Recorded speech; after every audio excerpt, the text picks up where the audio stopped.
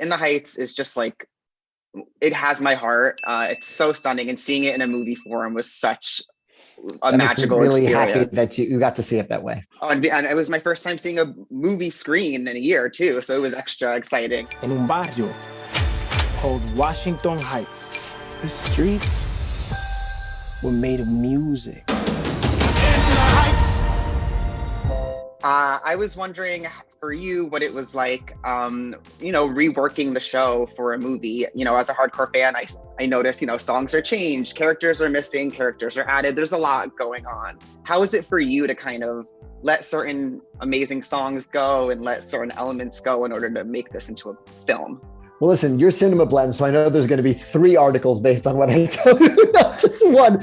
So let me give you like some really cool inside stuff. I mean, first of all, full credit to Chiara, who really deserves the lion's share of the credit for really smartly updating, not only adapting it into a really beautiful screenplay, but updating the show and the ways in which those themes from the show resonate and carry into a movie version. She sort of led the way, and I proceeded from there. Like I'll give you a specific example, like the blackout, everyone goes into different directions than they did in the show version. Like Benny goes, I actually have to get back to the dispatch and I have to help Kevin. And so suddenly I don't have his confrontation with Nina anymore. So that real estate, I go, well, maybe I can have Usnavi and Vanessa literally have a fight over the same music. And it was so nice to get to talk to them again and take dictation from Usnavi and Vanessa and see where they're at. Because there are 2 characters who don't see each other until the next morning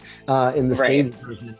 And it was really fun to write that confrontation and where they're at that moment in the night. But at every stage, I think Chiara really was smartly updating the book. Like if gentrification is creeping in the show, gentrification is firmly here by the time the movie starts. The concept of dreamers and undocumented immigrants, which is on the front page of the conversation the Latino population in the United States is having with itself, to have one of the most beloved characters in the show struggling with that status. They're talking about kicking out all the dreamers. It just makes it real, I think, for people in a way that a headline doesn't. Like we can always, that issue has gotten so much more divisive, and that discourse has gotten so much more toxic, that to actually just say, and this character you love is dealing with the same thing, it sneaks by and into your heart in a different way.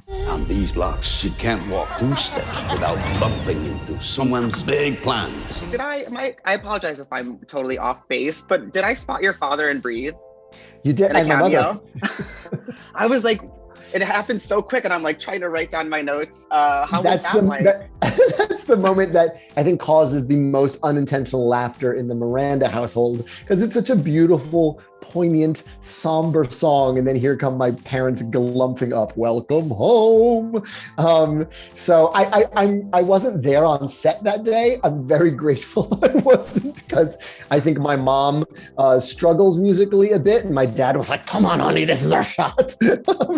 So I'm glad I avoided that drama on set. But John said they were very well behaved, and I'm very glad they got there. And I mean, just to give you a couple more cameos, Seth Stewart, our original Graffiti Pete, is the bartender in the club.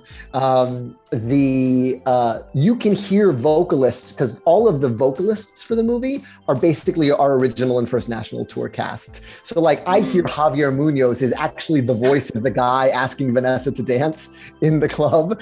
I can hear Janet DeCall as the voice saying, "I've never been north of 96th Street."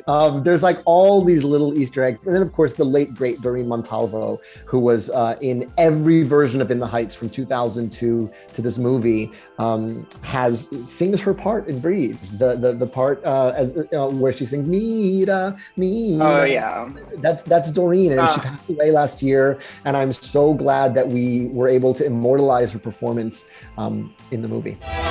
Go show them who we are. From Puerto Rico to